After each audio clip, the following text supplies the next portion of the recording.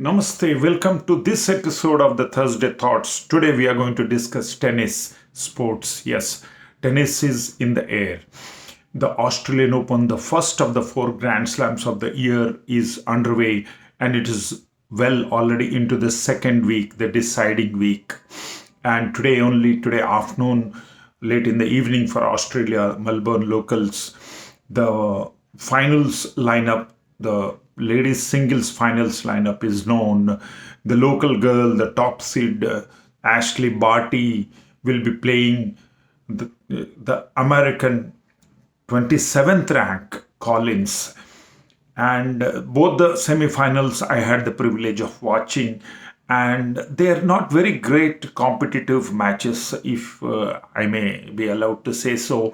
They're also one-sided matches, and you can see the top seed, except Ashley Barty, the other seeds who were there figuring in the semi-finals or quarterfinals, you don't see the second, third, fourth, fifth seeded. All of them are knocked out, and more so in the ladies circuit, it's happening very frequently, very repetitively rather, because the seedings are becoming too unpredictable.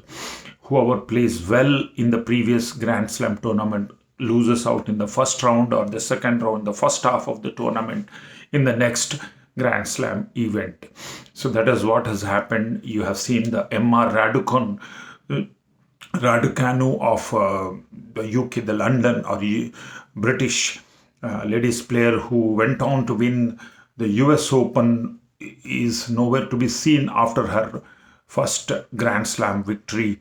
And the same thing has happened to Naomi Osaka of Japan. She defeated the Serena Williams, the famous Serena Williams, the iconic Serena Williams. And Serena Williams was into tears in the US Open. She has won two or three Grand Slam. Naomi Osaka now finding it difficult. She couldn't even play the French. After playing two rounds or three rounds, she had to quit on mental grounds. She was not feeling comfortable facing the press conferences. So there is a lot of competition available, in the sense that a lot of scope available for other girls to just creep in and make it big in the women's circuit of the tennis.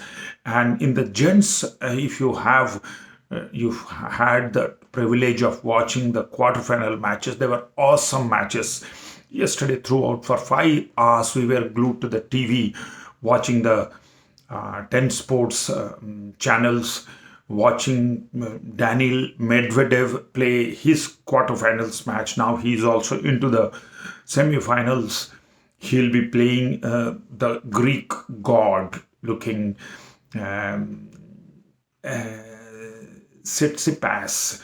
Yes, that is, he'll be playing the Greek god of tennis.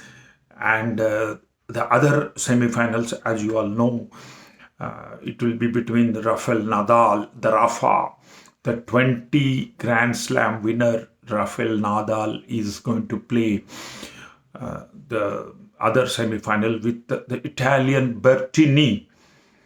So Berrettini rather, yeah, his name is Berrettini. So these four people are in line with their personal records if they happen to win this Australian Open tennis tournament this year, that is 2022. If Nadal wins, obviously, he will be going on to win 21st Grand Slam ever by any player, and edging or nudging ahead of the other two of the big three in the tennis world today. The famous FedEx, that is Federer, Roger Federer of Switzerland, 20 Grand Slams, and of course the Novak scene, that is Novak Djokovic, who also has 20 Grand Slams to his name. That means these top three, the GOATs, that is the greatest of all times, these three tennis players among themselves have cornered 60 Grand Slam trophies. That is awesome, a record, and it speaks volumes about there is so less competition of the rest of the people. They are not able to break into these three. Of course, now we are finding maybe Daniil Medvedev, who has won the US Open. So he'll be in chance of a record if he wins the Grand Slam, the first Grand Slam of the year, that is the Australian Open 2022, which he'll be playing the semi-finals tomorrow. He'll be the first guy in the Open era to have won US Open and Australian Open continuously. That will be a record for him. And of course, for the Greek Tsitsipas, he'll be the first Greek to win in case he goes on to win the trophy or Australian Open Championship. And the same with the Italian Berrettini rather. So these are all in line for the records. Then now let us look at the Grand Slam record just for the statistics sake. And as you all know, these 320 Grand Slam winners, after them we have Pete Sampras, who had 14 Grand Slam. There's a yawning gap. There's a big gap between 20 and 14. The next person who has the highest number of Grand Slam tournaments or trophies, to his credit, in his cupboards, the trophies that are in his house, that is Pete Sampras of USA. And then, of course, we have Emerson, who had 12 Grand Slam trophies, and followed with 11 each by none other than the iceberg, that is Bjorn Borg. So that is as regards to the men's circuit is concerned. As regards to the women's, if you are following the Australian Open, the matches are played in the Margaret Court Arena. That is what Margaret Court of Australia holds the highest number of Grand Slam trophies to her name. That is 24 in number. She had won 24 Grand Slams. And when you check the Google, you will find her photo in black and white. So that speaks volumes when it was. It was long ago, in fact. And after Margaret Court, we have our own Serena Williams with 23 Grand Slams, and followed by 22 by none other than the German Steffi Graf.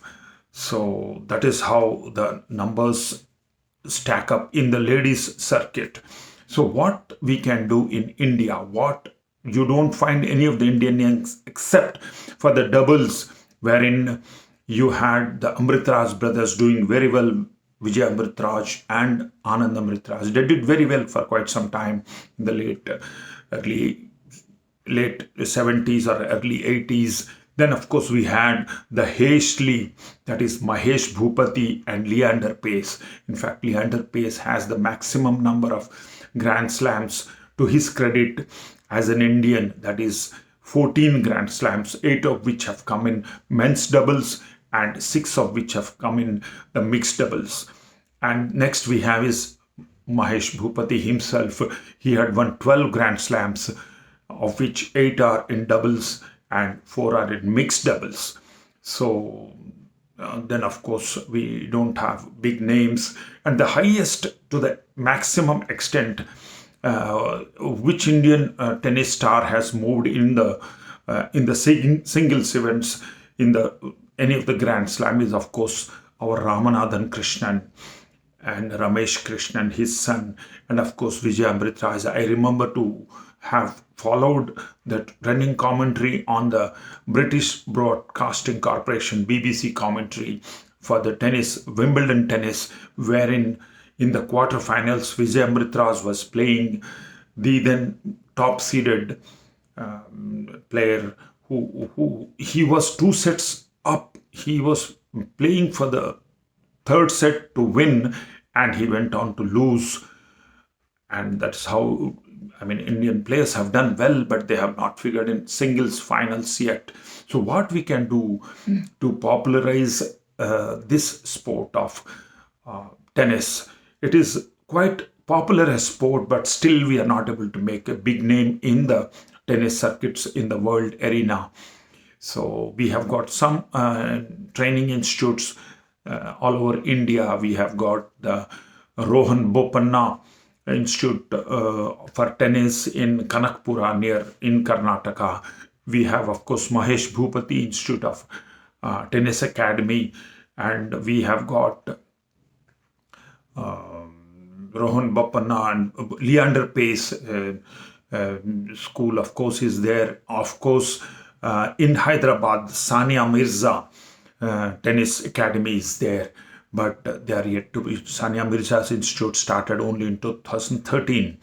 So I would like, I would dream, or I would expect many more to follow suit the way Pulela Gopichand has done it in the badminton area. In the world of badminton, he has produced so many stars like Saina Nehwal and of course PV Sindhu, who made it big in the international badminton, shuttle badminton sports. They have won Wimbledon, what do you call, Olympics medals and quite a many tournaments. So I would expect the government of India to do something besides the tennis racket. In each and every household in India, we use it to kill mosquitoes, and the tennis balls we use to play cricket, indoor cricket or small on cement pitches. We play cricket, club cricket, or like kids cricket. So instead of doing that, we will be doing a great job if we can institutionalize tennis in a big way. It needs to be done. It's quite some time that from the 1920s, Indians have been playing the tennis, world tennis, but without much success, independently or singularly. So if you want to do well in singles in the Grand Slam events, I expect it to be institutionalized in every school. Tennis has to be played and it has to be popularized. A lot of money needs to be pumped into it. A lot of IPL like tournaments have to be played, and each city or each village can have the tennis courts, and it should be popularized. I think a lot of potential is there among the Indians.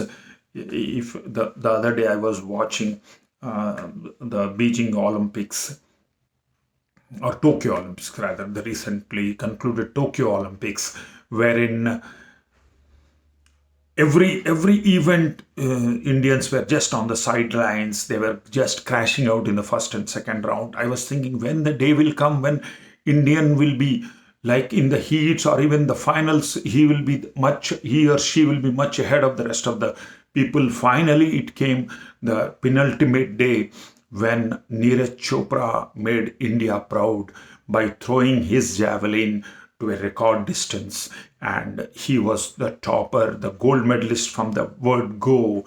And that day I had the most satisfying day on my sports chapter of my life.